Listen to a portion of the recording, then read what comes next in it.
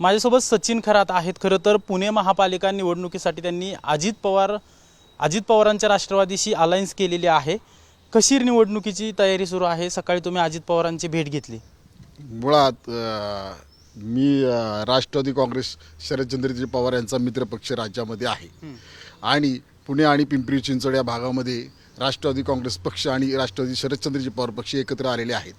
त्यामुळे मी त्यांच्याशी चर्चा करत आहे या विषयावर आणि तुमची राष्ट्रवादी शरदचंद्र पवार पक्षाची युती तुमची हो आणि दादांशी त्यामुळे अलायन्स झाली तुमच्यात। त्यामुळे माझी चर्चा दादांबरोबर चालू आहे। बरं, किती जागा तुम्हाला पुणे महापालिकेसाठी दादांनी दिलेली आहेत? कोणत्या चिन्हावर निवडणूक लढवताय काय नेमकं याबाबत मी एवढंच सांगू इच्छितो की माझी चर्चा चालू आहे।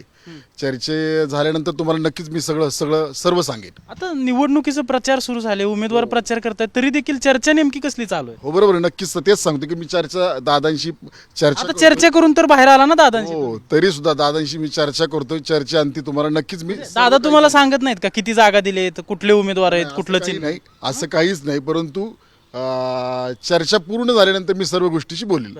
सचिनजी, तुम्ही चळवळीतले कार्यकर्ते म्हणून ओळखले जाता, मात्र पुणे शहरात जे गुन्हेगारी प्रवृत्तीची लोक आहेत अशा गुन्हेगारांना तुमच्याकडून उमेदवारी देण्यात आलेत असं चर्चा आहे। तुम्ही नेमकं स्पष्टीकरण का देत नाही? यावरच एकच मी सांगू इच्छितो, मी संविधान निर्माता महामानव डॉक्टर बाबासाहेब आंबेडकर यांच्या विचारावर काम करतो आणि डॉक्टर बाबासाहेब आंबेडकरांचा जो पक्ष आहे संकरमेटला रिपब्लिकन पक्ष, हा पक्ष महाराष्ट्र राज्यामध्ये भारतामध्ये वाढवण्यासाठी मी प्रयत्न करत आहे आणि त्याच विचारावर मी चालत आहे आणि मी भारताचं संविधान मानतो, कायदा मानतो। एवढंच तुम्हाला याबद्दल सांगू। प्रश्न माझा वेगळा आहे की अंधेकर असतील, गजामारणे असतील, त्यांच्या कुटुंबियांना ज्या उमेदवारी दिल्यात त्या तुमच्या कोट्यातून दिल्यात। मी तेच सांगतो की भारतामध्ये लोकशाही आहे, मी लोकशाही मानतो, संविधान मानतो, एवढंच तुम्हाला मी सांगू इच्छितो। गुन्हेगारांना उमेदवारी का दिल्यात, काय उत्तर आहे त्याच्यावर? मी याबद्दल एवढंच सांगतो की माझी चर्चा चालू आहे आणि भारतामध्ये लोकशाही आहे आणि संविधान आहे आणि माझी चर्चा आहे। चर्चा झाल्यानंतर तुम्हाला नक्कीच मी याबद्दल कधी चर्चा कधीपर्यंत होणार आहे? नेमकं आता उरले 10 दिवस, तुम्हाला नक्कीच लवकरच माहिती देतो मी याची लवकरच तुम्हाला माहिती मिळेल एवढं सांगतो। बरं, तुम्हाला जागा किती मिळत हे पण अजून सांगितलं ना दादांना? माझी चर्चा चालू आहे, चर्चा झाल्यानंतर तुम्हाला मी याबद्दल पूर्ण सविस्तर माहिती सांगेन। बरं, तुमच्या उमेदवारांची नावं तरी सांगा, कमीत कमी उमेदवार हे माझे आहेत की माझी चर्चा चालू आहे, चर्चा झाल्यानंतर तुम्हाला सर्व नावं सांगेन। जागा किती आल्यात, उमेदवार कोण याबाबत तुम्हाला दादांनी काय स्पष्ट केलेलं नाही?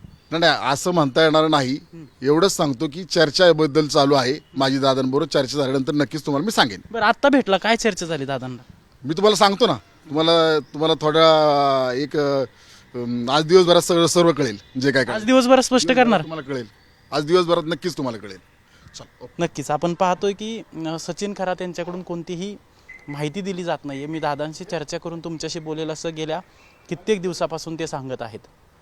कॅमेरा पर्सन रोहितसह अजिंक्य धायगुडे, TV9 मराठी, पुणे।